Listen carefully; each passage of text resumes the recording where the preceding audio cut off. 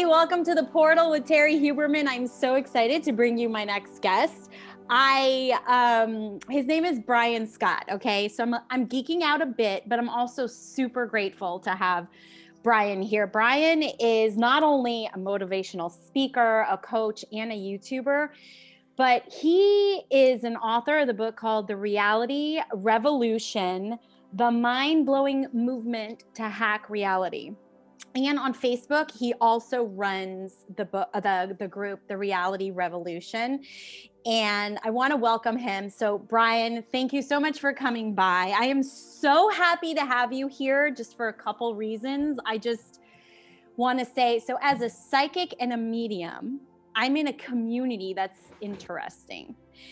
And I have personally had an awakening in at the end of 2019, 2020 in regards to like multidimensional realities and just reality in general. And so there's this really strangeness about how psychics and mediums kind of think and operate. And I feel, and this is my personal opinion, and I've had some interesting experiences with folks in my community. I've always been slightly, or maybe not slightly, but pretty vocal about like being more of the debunking kind of person, more pragmatic, more practical versus everything is paranormal and all of that. So when I came across Transurfing Reality, that's how I found out about everybody and everything. That was like my first foray. It was Karen Rontowski who kind of was like, hey, you got to check this out. And then she introduced me to Bootsy Greenwood. And so I've been chatting with him and just, one thing after another thing after another thing. And so that's how I found you. And I just appreciate everything that you do. I feel like you have a lot of integrity. And just a really great point of view on everything. So I'm like so grateful to have you here. So thank you, Brian. Where do we begin, right? I feel like there's so much that we can begin with. Well, first of all, I'm a big fan of Karen because I'm from Wyoming. It's one of her best bits her best videos, is when she has to go to Wyoming. So that's cool. Yeah. And you and I are going through the same journey, the same things, learning about the same things. So it'll be a lot of fun to talk about this stuff. Yeah, I'm really excited because I feel like, how do I say this? Like there needs to be, and I've really seen this and felt this, a more practical, pragmatic side to like the spiritual world. And I, again, like I said, I've always been the kind of person that's like, hold off. I come from a paranormal investigation background where the idea is actually to debunk, not to say this is paranormal. Right. I can talk to dead people. So weird. Yeah. I can help people, guide them and, potential. I always put it as potential timelines and possibilities. Everybody has their own free will and choice. But I do these things, but now with this whole reality thing, I'm like, whoa, we are creators. So like us being made in the image of God is like true, but I don't quite get it. And I don't know. So. Right. Well, it's interesting. I come from a family that sort of shows the duality that you're going through. Like my mom, on my mom's side, they would talk to the ancestors, grandpa. They would have these meetings, especially at funerals or get-togethers, and they would talk. There were people in our family that would talk to the dead. My grandmother was a spiritualist, and people would come just to talk to, in the same thing. And so and then on my dad's side, he's the veterinarian, the scientist, she would be like, Brian, don't say anything to Dad. He can't know about it. It was like a secret between on one side because she knew that he couldn't handle it, that she was.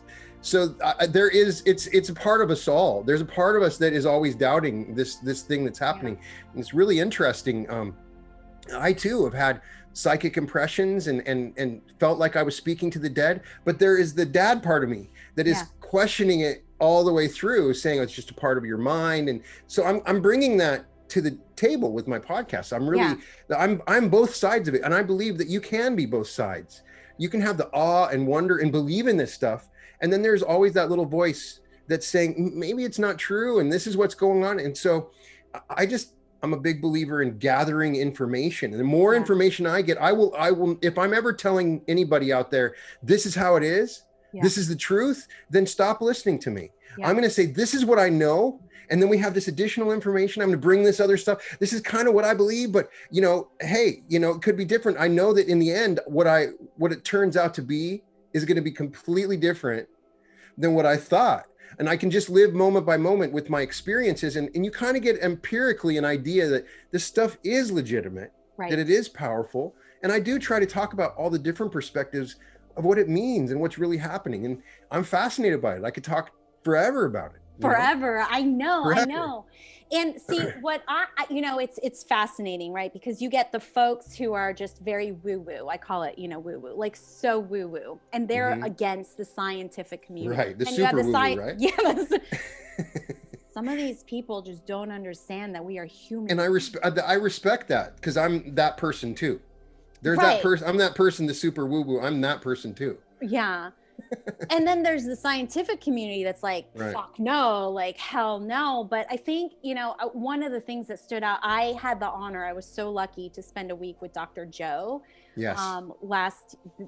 What year are we in? Whenever the hell that was, some timeline ago. And when your awakening happened, right around then, I know you were talking about it on Facebook. You mentioned, and I've had the same experiences with Dr. Joe. Yeah. Dr. Joe was a big part of the beginning of this podcast, and what I'm doing would not be without Dr. Joe. And I'm sad to admit, but some of my earlier meditations and stuff, I was directly stealing from him, because he's so good. You can't help it when you're in. How can you not? I mean, and when you're in a meditational space and you want to talk about the void, how else can you do it? He does it so perfectly. He does it so well. You know what I mean? So I mean, he's a master meditator, but he does bridge the gap between the science and the woo-woo. My book tries to do that too. I think that eventually everything that we're talking about that's super woo-woo will have a scientific explanation. Yeah. And it's just like Arthur Clarke said, that anything that appears to be advanced technology would appear to be magic to somebody that doesn't understand. Yeah. And so we just don't understand. There's so many levels to this, and it's really fun to think about it, to consider the possibilities about it. And I'm open. My mind is open to all of it. So I love that. And I'm just so grateful. You had said something one time and I was like, oh yeah, he's my people. It was, it was somewhere, it was in the Facebook group, the Reality Revolution Facebook group. I said something about being a witch, and you said, well, how can you not be a witch when you're doing this work? And I was like, oh my goodness. Right. I mean, I think a lot of people are maybe dishonest, or some of the people that are talking about this stuff may have explored magic, and sorcery, and the occult, and theosophy, and all that old literature, because we're trying to confront that we know in our heart we have some control of the universe around us, but we want a better explanation, and it's natural for us. We go to the Bible, we learn about prayer. It's all in there, and the Bible is telling us that there's this magic. And the Bible, it's like perhaps it's Pandora's box or biting into the apple. But I think as we evolve and become more intelligent about this, it will move beyond the moral and spiritual implications into the scientific possibilities of what's happening. Yeah. And it's, I feel like because of the whole quantum mechanics and the whole quantum physics justifying what resonated within me and my ability to reach certain frequencies, I feel like it gave me sanity. Yes. And part of that was my journey with my book. I was talking to my dad, you know what I mean? I'm like, Dad, this is, my dad's gone right now, but there's that voice in me that was saying, I need to explain this to someone like my dad so that he doesn't think I'm crazy. Yeah. And I found the answers through Dr. Joe and my own journey through quantum physics. And then because am I insane? I've had experience, I talk about the book, of things that seemed like perhaps I had a post-traumatic stress disorder, from things that had happened. And so, but then I needed to answer that question. Am I insane, or is there something to this? And when you really delve deeply into the physics, it is undeniable that there is something to this. Yeah. There really is something to this. And clearly there's an entire field that is impossible to research. Yeah. that we don't know about. We may be able to research it sometime in the future. Yeah. And so I think that there is answers to this stuff out there. Yeah. But it's not going to come from science. Maybe in the future, but impossible for certain things to be found through science. I feel like science eventually catches up to it and then explains it. And I think that, that was the thing that I was left with Dr. Joe. His quote is, "Science is the contemporary language of mysticism," because until we know anything, it's just awe. Right. But as Dr. Joe explains, we're in the Newtonian model right now, where we think everything works like the clock and cause and effect. And so the scientist that's examining this is looking through a lens of the Newtonian model. And we really need to transcend that. The model that we're using in science has to be overcome. Because the universe does not work as we think it is. And when we move away from the non-linearity and start to look at cause and effect in a different way and understanding time and different dimensions and things like that, then it changes things. That's why Dr. Joe and his analysis is so enticing and interesting and helps me to believe like you. Yeah. And what I think it does is it allows me, and I don't know if you feel the same way, but it allows me to understand my humanity more, because there is an emotional and psychological aspect to all of this in regards to our feelings creating our vibrational frequencies. So then I can because I call that earth work and shadow work, because a lot of what I do is I sort of prepare people to do the manifestation and creation, reality creation, right? And you can't, it is my belief and my experience, and maybe it's different for you, that until you learn how to manage your energy, it is more challenging to create reality. So that's kind of what I do, is I prep people for that. When I do my coaching and my one-on-one, I personally have found that anxiety is a really big factor in that, in regards to, without calming the anxiety, you can't access intuition. And intuition is so huge when you're creating reality. Right. And the science proves that. The science will say when we do meditation or hypnosis, we're more susceptible and open in that theta and low alpha state. When we're in that state, you can't have anxiety when your brain, if you have anxiety, your brain waves are going to click into beta, and you're there's the field of intuition that's available. So you're absolutely spot on. I mean, people say, "Hey, on your affirmation videos, Brian, why don't you just start saying the affirmations?" And I say, no, I'm not going to start. If you're hearing them in anxiety, it's going to experience differently. Every one of my meditations, I got to relax on some level. And I think it's super important. And a lot of times people forget that. They get to an advanced level and they forget the importance of that simple process of relaxing ourselves, even because you've been through it a bunch of times, but it's critical. And especially in the world today, and there's so much to have anxiety for. And it's a real lesson. As I believe we're becoming more powerful, we're getting more energy, and we're seeing our manifestations happen faster. And the anxiety is still there. So we're seeing, today is January 6th when we're doing when this. we're recording this. We're seeing our anxieties in the world outside of us being on display. People that have not controlled or understand the power of their mind. And then it's just being displayed everywhere. Everybody's anxieties is inflated. It's been through the summer with every protest movement, everything that happens, everything's inflated. So the anxiety is, I think, the underlying part of it. It's part of the human condition. I still experience it all the time. I wake up anxious. I have anxious thoughts all the time. I have the most horrible, I give up thoughts. And why would I think that? Moments later. And I think that I've come to grips with that. Everybody's experiencing, nobody's talking about it. Everybody's experiencing these debilitating, horrible, significant, anxious thoughts that are cutting us off from the flow of source. And I think that as our energies magnify, it's going to get worse. So it's fundamentally important that we learn how to think scientifically and meditate properly for us to access what science is proving is a very powerful thing, and that is the quantum field and our intuitional access to it. Yeah. I think, you know, I was never growing up, I had learning disabilities. I mean, I was never officially diagnosed with it. So things like numbers and math and science, even though I love the concepts, it just doesn't stick in my head. So when it came to learning some of this scientific aspect of it, it took me like a really long time to sort of ingest it. But then once I did, I was like, oh, it's Which actually makes sense for you. I think that you're right brain.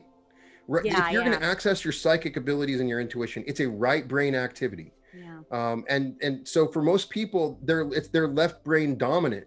That's why they're not psychic. That's why they can't talk to the dead. Once your right brain becomes super active, and so in your case, that's probably part of it. You know, your left brain, you weren't using it as much because your right brain had become active, which is where your superpowers exist. But we're learning how to balance these things. Yeah. I think that it's just like in the transurfing material. Yeah. He refers to the heart-mind coordination, Yes. which is really the left-right brain coordination as well. Yeah. The brain's part that really coordinates with the heart is the right brain. But we've cut that connection off and just lived in this an analytical world of the Newtonian cause and effect. And that's why I love like the Heart Math Institute. They're doing all of this work on heart coherency, and they're finding neurons in the heart. In the heart. There's more there's more neurons in the heart than in the brain. Yes, so that means sorry, go ahead. We've been trained because our eyes are close to the brain. We have been trained to think that that's the fundamental part of our mind. Our mind is the neurons in our whole body, and we have more in our heart. So we've been living in like the small part of the hard drive that doesn't work as effectively with less hardware, and the heart is where it's all at. It's like the more advanced system with better operational software. I mention a lot in my videos in the group Drinvala Melchizedek, and he talks about that we can attract, like in reality transurfing, through the mind or the heart. But when we do it through the mind, we're battling everything. The opposite will also be attracted to us because the mind is this dualistic thing. And so really going into the heart and creating from the heart, everything happens perfectly. That you don't see, you don't have the thing that you want and then the opposite come right after, which is a lot of times what the mind is doing. We're locked into this dualistic thing.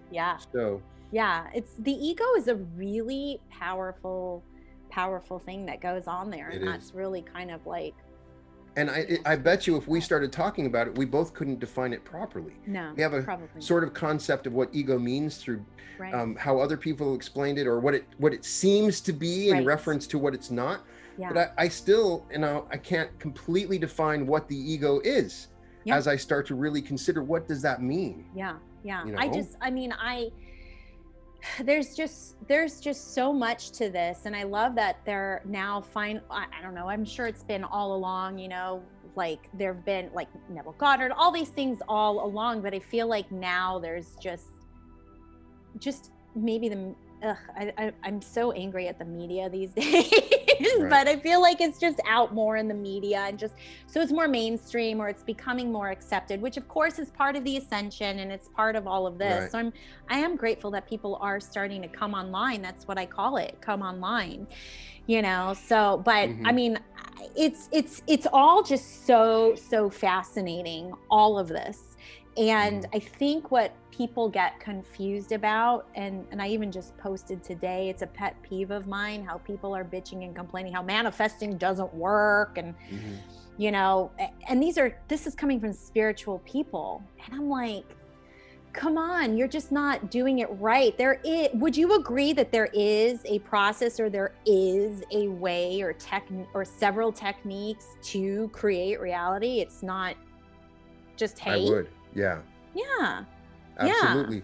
I think that it's multiple operating systems that we have, basically like a computer, and there's Microsoft, there's Apple there, and also in ascension, and that's why there are multiple systems of ascension, there's multiple systems of energy, and they all seem to work. Just I do have a quick question for you, because Yeah. I am curious about this, because when I had Owen on, because I also interviewed Owen, Yeah. and he was talking about, in terms of like his process and all that, Right. he's very strict with a morning routine. Do you have a morning routine? Like, do you have something that Yeah, it's you really do? interesting. If you follow the podcast, in the almost 100 interviews I've had, I like to ask that question of everybody. Oh, I didn't even I'm think kind of a collector of routines. Oh, okay. I strongly believe if I want to find the success of someone else, Yeah. I immediately, as I learned a long time ago with NLP, I want to know their entire routine. But if I had the chance, I would sit down with them and, what time do you wake up? What's your first thought that you do? What do you do when do you brush your teeth? Do you drink water? What do you eat for breakfast? When do you work out? I want to know everything. So I'm constantly adapting and shifting, because I want to have the perfect routine.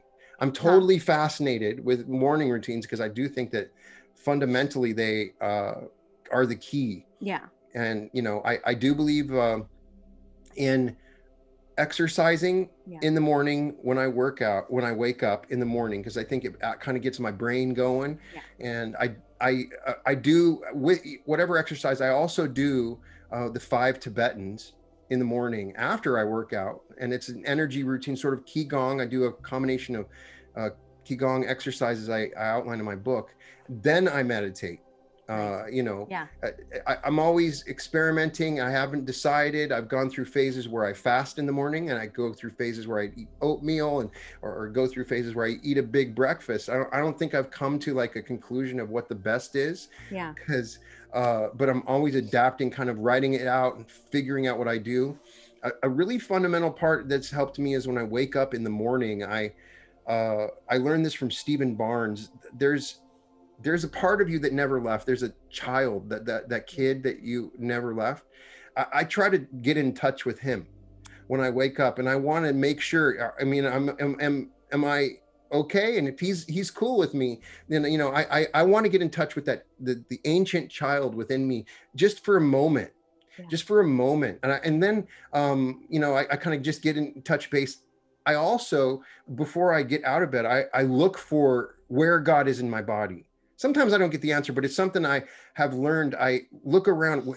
Okay, God's in my body. Where is he? And sometimes I'll know right away. I can feel a sensation. It's sort of like me trying to contact that divine part of me. And as I've done this practice, it's opened up, and my energy has changed a little bit more as I do that. Yeah. But I have found, as I discuss in the book, that quantum jumping, meditation, reality creation is an energy-based system, like you say. And the way that we can it's when you look on a quantum level at quantum particles jumping, there's a burst of energy. It doesn't just, they don't slide over. There's a burst of energy. So anything that I want to activate beyond understanding my mind, I might meditate silently. Right. And I've gone through phases. I talk about in my aura system that I talked about, where I was meditating 3 times a day. And I've tried that ritual. Right now, I've gone through that phase, and I've created the reality that I want. I'm maintaining it and adjusting it, doing the things I want. So I really just do, 24 to 30 minutes of meditation, sometimes a little bit, but once a day. And I always do a sleep meditation at night. But I do that meditation right after I've done my energy exercises. And I like to do it out in the sun.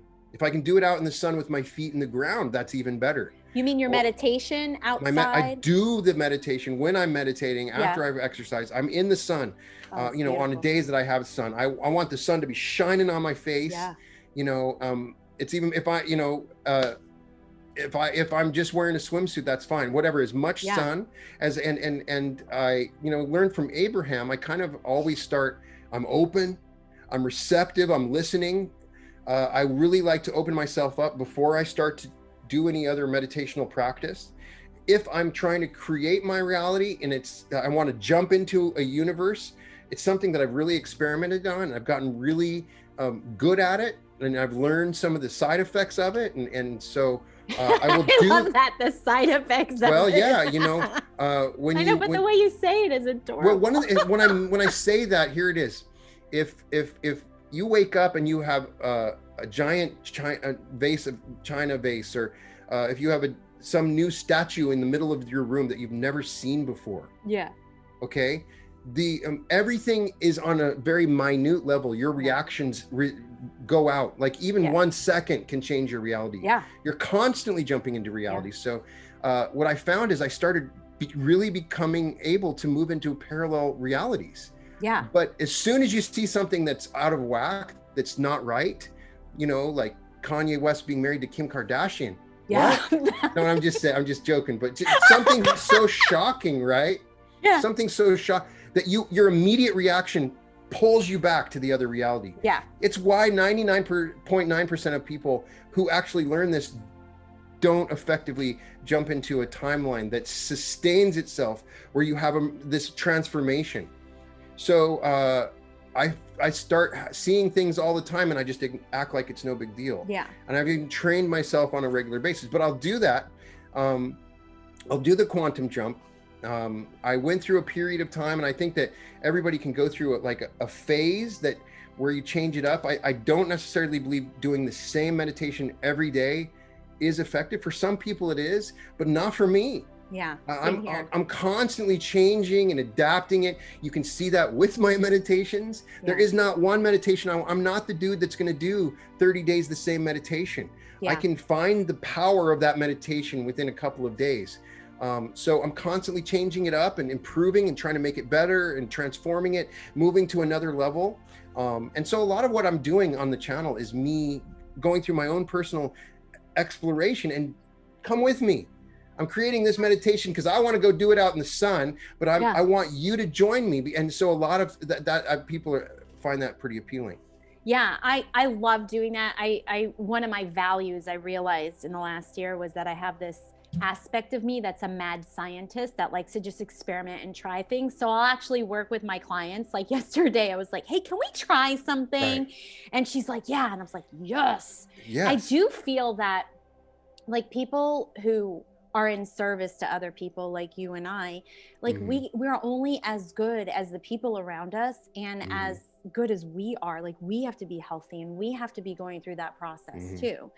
So I love how you're saying that. That's so cool. I got to ask you a question because not so much ask you a question because we kind of started discussing it before we I'm ready. Before we started recording, but I would love to know and hear your perspective, your feelings, your everything about psychic readings, because I actually had asked you, would you like one? And you're like, no, that's okay. And I am so grateful for you for saying that. And people have the right to say no. You know, I don't think people realize they can say no, but I want to know why. Like, I want to know, like, so learn me. The overlying philosophy to start with, you can find it in Neville Goddard and Reality Transurfing. Both of them will tell you that tarot, astrology, or any model of prophecy will lock you into a timeline. And so the prophecy or the reading itself will lock you into it,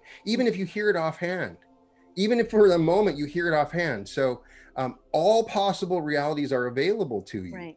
The amazing thing that I'm still super fascinated by all of it, the tarot and astrology and all those archetypes. If you listen to the Law of One material, what they're saying is, yes, this stuff does predict the future. And I've seen it. Okay. I know that when I look at my timelines in a space with my higher self, there's like one reality that's like 89.9%. Right. There's a couple over here. There's some I can see the percentages, like most of the realities will go to this one. That's the one I can predict for someone else. Right. But I want to have those other ones available to me.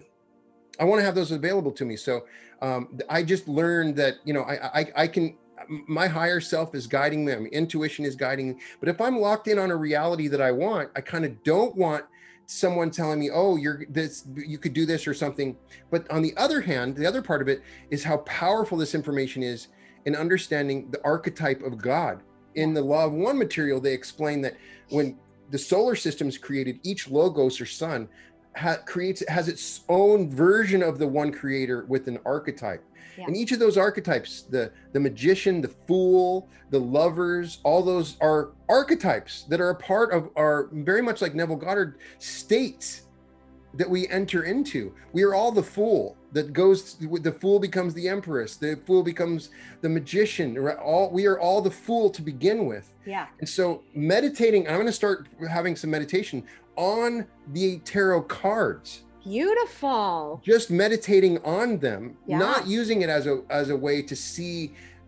It gives me a different sort of information that goes beyond what's happening in my future. All I have is now. Now is all that exists. Those future, everything is possible to me. So I'm fascinated. I want to learn more. And I look at the Egyptian versions. There's the different versions of the tarot. I look at all of the places where the horoscope comes from and the 12 powers. And I'm super fascinated by breaking down the archetypes broken down in 22 sections or 24. And I want to read them all, because I think that when we encompass these archetypes, really meditate on them and become them, that's when we have the ability to maneuver through any reality, because some of those realities are not available to us because they're so limited, because we have not taken on the archetype or had an understanding of that archetype for us to move to that level.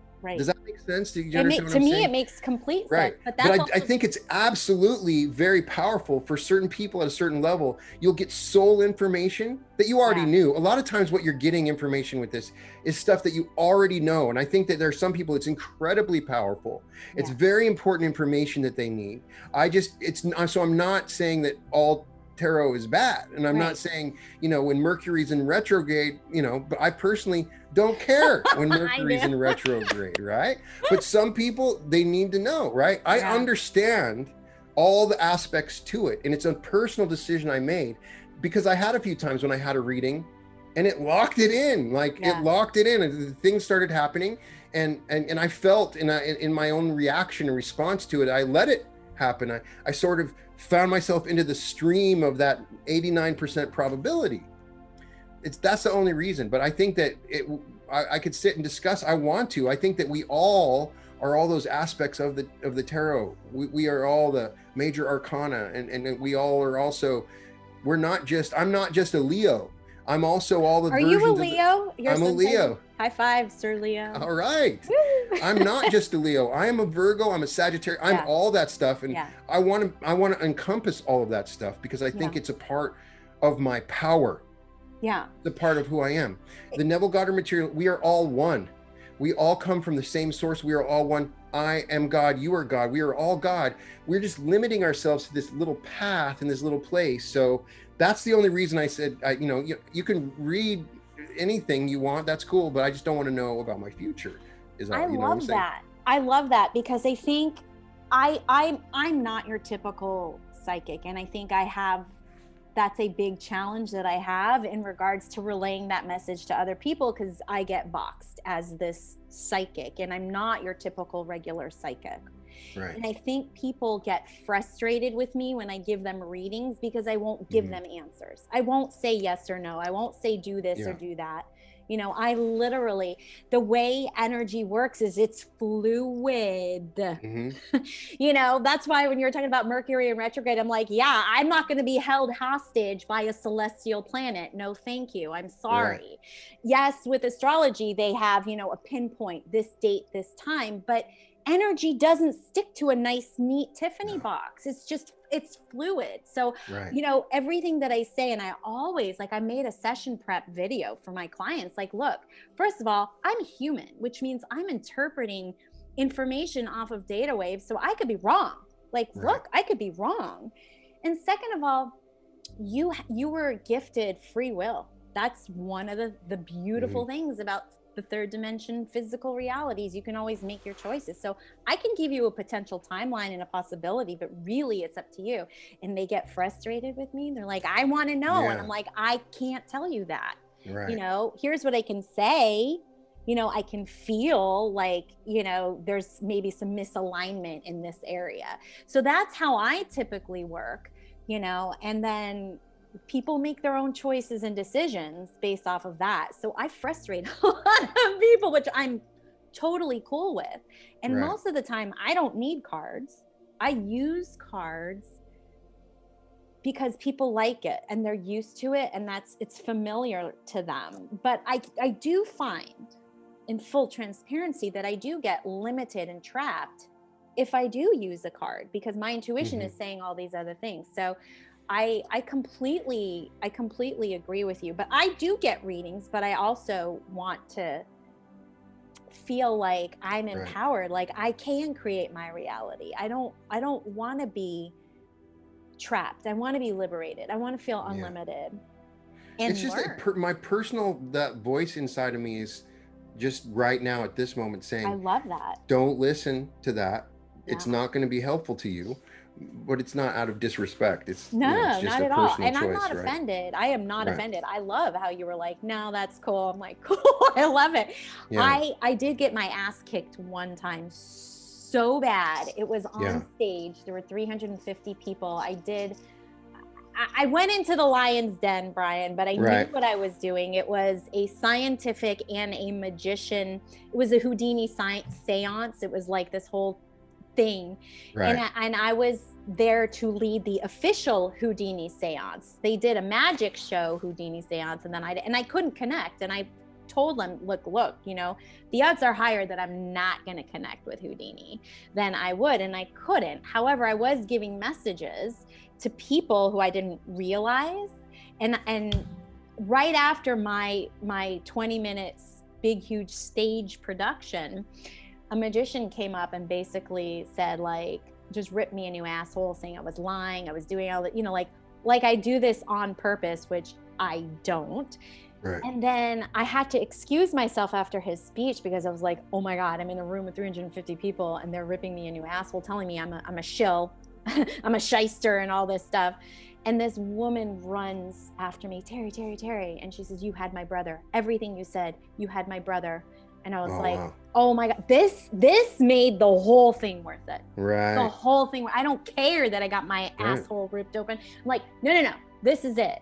So, and that's the thing is like, I think it's different for being an interpreter of the death of the dead, sometimes just people they're too anxious. They would not be able to hear that voice, but the dead wants to speak. The dead definitely wants to send a message, not all the time. I think that's completely different. I think there's a place. I think that more and more, there's going to be certain people that are going to be adept at communicating with the dead. And it's going to change things, My sister went through this when her first husband died. It was in a shocking, terrible way. And she went everywhere to talk with him. And I know through her journey, I understood, and there's a part of me, fortunately, I really wanted to talk to my dad. Right. Yeah. And eventually I was in a dream. I felt like I did, but some people, they need that. Yeah. Oh my gosh. They really just need that.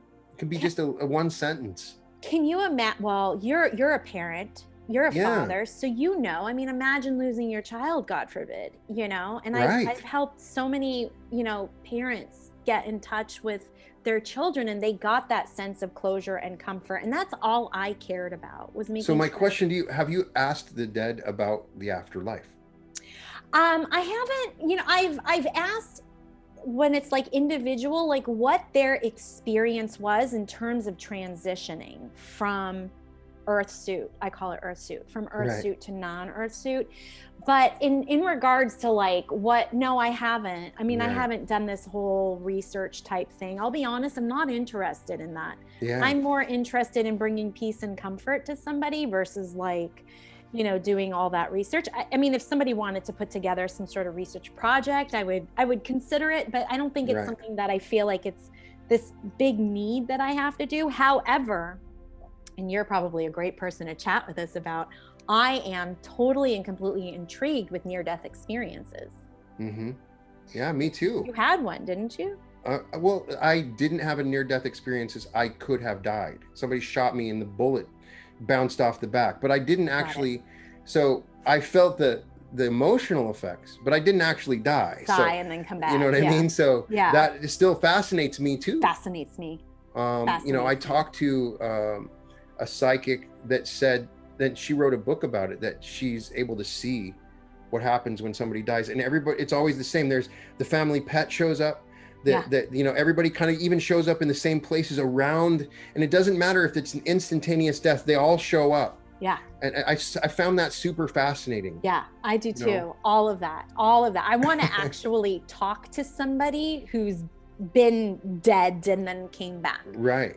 Julie Ryan was the one I interviewed. Julie Ryan. Okay. Yeah, she's pretty good about cool. That. That's, you know, some people have a specialty. Yeah. They'll sit with people when they die, and you know, they can see it. So personally, I'm in transition with so much right now that I can't get my bearings. Karen, every year she's like, give me predictions for the following year. So it's like, Karen, the energy is so fluid. I don't feel confident or comfortable. And she's like, can you just give something? So I was able to break out just by quarter, you know, and just kind of like ideas. But for me, it's more individual than the collective at this point. I myself have really looked at the future timeline. Yeah. This 2021, and it's chaos. I mean, it's unpredictable. At this point, there's too much chaos. I think that I will be interested in seeing psychics make predictions, because they're bullshitting.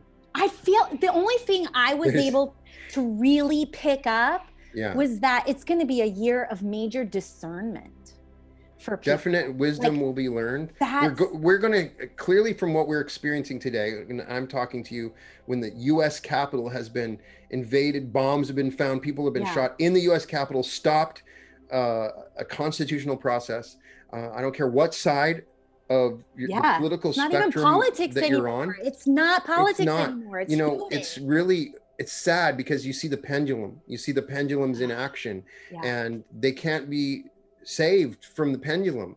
These pendulum zombies in both sides. Politics has just become, it's important because you and I are in service to others, and one of the easiest way to be of service is through the political system. You can't ignore it. There's this sort of like in our spiritual community, either the conspirituality, which is the group that is that are to the extreme woo end, you know, the lizards and the vampires, and then there's the other, just, I'm not going to talk about it.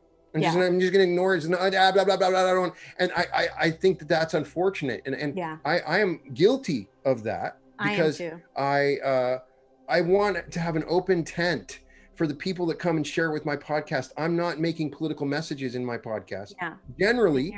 And I want people to feel like it's an inclusive community, that this is not us versus them. So I have purposely chosen, as much as I can't help it on Facebook sometimes or on Twitter sometimes, to talk about it. But it's something, as a political science major, that it's running through my mind. I can feel the grapples of the pendulum that's pulling us. But right now it's so extreme and so crazy. I don't know what's going to happen. There's too many possibilities. There's so many, and that's I mean, I have made predictions, but I they're going to change within seconds flat. That's what I say. They're going to change within seconds flat. You know, it's like, I could give you the feeling. If I wanted to give you a proper prophecy, I could tell you the exact feeling that's about to come. And part of it is going to be a relief. There's going to be, I feel, a big, like a relief. A relief. And I don't know how that's going to play out, but there's going to be this overwhelming relief period.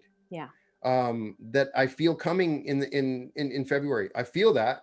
I wouldn't say that, you know, maybe I'm wrong. Do you feel that too? I feel like there's a relief that's coming. I think I called it recovery and sort of a healing period, but I predicted, for whatever, you know, whatever intents and purposes that is, like I predicted more towards the summer, like end of spring, more towards the summer. But you know, that could change, Brian. I want you to play a fun game though, and I want you to imagine, because this is going to be fun. There's going to be a period of time coming in the future when politics have calmed down. Everything returns to normal, and people are healthy. There's no more virus. People don't have to wear masks. We can go to a rock concert. We can stand in a group. And so what's going to happen is a certain level of gratitude is going to happen. It's going to be blasted out numerously all the time. People are going to do things that they took for granted before. And they're going to go to the movie theater and sit next to somebody and not feel stressed. And this gratitude blanket, it's going to spread out, and it may not be until 2022, but I can feel it. I feel that there's this point, and then people are going to realize wow, we had it made and we're back to it, and there's going to be this gratitude wave that's going to happen. I'm excited for that. I am too. And I talk about in the end of my book, and the reason I don't want to be too predicting, I believe that we can create a future that overcomes every single problem, including environmental problems like global warming. I think there's spiritual answers to everything that's going on right now. I agree. And what we're seeing is people are seeing what other people are going through, and they're feeling it in themselves. Yeah. And so that's the big change that, when in political situations in the past, there is a group mind that's forming, a social memory complex that's discussed in Law of One. The future of humanity is this group mind where we have access to all of our incarnations together in this sort of this massive conscious Akashic record. And I see what we're going through now as the beginning birthing period of that. And so I am excited. I see a future that is where if we live long enough, we can live forever. The medical technology is advancing. We see how we came up with multiple vaccines for an incredibly complex virus immediately. Remember what they went through with AIDS and how hard that was, and what we did now. And this is all speeding up. So we're going to be at a point where genetic problems can be overcome. People are going to live for a very long time, and abundance is going to increase for everybody. People are going to understand the power of their mind. And I have this future that I see. There's going to be the bad part, but it's going to split off. Like the new earth part is really this positive, powerful path that we're moving towards. And I think, and this may be what my next book's about. It's in the next year I'll have one, but my call to everybody is take responsibility for the new earth. It's on us and you. We have to take actions. We have to say things. We have to be loving. We have to teach the lessons. We can pull everybody towards that future. But we have a responsibility to do it. We can't just sit back and watch the world destroy itself and collapse. We may think other people are working on this. You are working on this. It is up to you right now. If you use your mind to imagine lovingly for this planet in a proper way and really understand the power of your heart and mind, we can change the world and we can move to that new earth. The new earth is only an idea right now, but we can create it. And so eventually the other parts of the earth where people are constantly in anxiety and fear are slowly just going to go away. It's just going to be something that will disappear. Maybe it is another place, but as we continue to focus on this and understand it, that's my mission. I believe that we create it now. And I'm putting the call out that we can create this wonderful new future if we understand that we're all one and we move beyond the divisions and race anxieties and all of the different problems.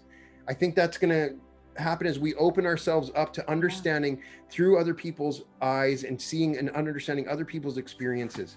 I'm with you on that, Brian. I'm so with you on that. It is that law of one. That's what it is. When we heal ourselves, we're healing everyone. Well, the law of one material is talking scientifically about this stuff as if they already know. And they're saying in other civilizations around the universe, once a society forms that social memory complex and science understands the law of one, that's when everything changes. That's when we can travel faster than the speed of light. That's when all resources become abundant. We can create, like in Star Trek. Star Trek is a real thing. We can create food. Everybody can have anything they want. Once we understand the power of the one, and we use this power and scientifically, hey, we can instantaneously create objects and experiences and do anything's possible. This is a real thing. This is not woo-woo. No, this is not woo, people. A civilization reaches a point where they hit the mark and they realize that where the spirituality and science converge and the one power becomes a technology. That's what, in the law of one material, they say that happened on Venus, and Venus tried to help us out, right? But who knows? I'm fascinated by it, I have this view of it, and I think that's what I see in the future. That's the future I'm predicting. Yeah, I feel it. I feel it with you. I feel Okay. it with you. I'm more clairsentient than I am clairvoyant, so I feel it more Right. than I see it. But you Right. see and I'll I feel. feel that. I think That's it's a good choice teamwork. for everybody. I think it's a choice. I think Yeah, that it's people all are a choice. gonna realize at some point that I had a choice all along. All along. And you are hearing me now. You know that now is the time to make the choice. Yeah. You're not going to just get lucky and you're not picked to go to the new earth. You create it now, and all of us together creating it together is when it's unstoppable, like a big snowball rolling down the hill, just getting bigger and bigger. Nothing can stop us when we understand this. So that's the mission with my podcast, to teach people these lessons. That's what you're doing, and it's what all these people are doing. And when we clarify this mission and continue to work on it, I'm super excited for what the future can hold. No doubt. Brian, how am I supposed to say goodbye? I mean, we're not really saying goodbye. No, it's hard to end this, but we're ending on a high note. So Brian, I can't thank you enough for coming and conversing with me and chatting with me and having you here on the portal. And everybody who's listening, please buy his book, join the group, all of the things. I'm going to make sure that all of his contact information and all of his goodies and the fun stuff about Brian are down below in the description center so that you can join in the party too. You're going to want to, because you're going to miss a great, new way of life. So you want to join. It's a family. Join us. Teach me. I want to be taught. Yes. I'm telling everybody, I am learning from you. I want you to teach me. I am not all knowing. I'm just a relator of information. Yeah. So that's what we've done with the group. I think it's a family, and I want people to come and share your experiences, and together, we can make this happen. It's a reality revolution. It is. It is. Thank you so much, Brian. I love it. And everybody, thank you for watching. And you know what I always say, stay connected. Stay connected to yourself. Stay connected to your friends and family. And of course, you can stay connected to me, and I'll see ya on the flip side.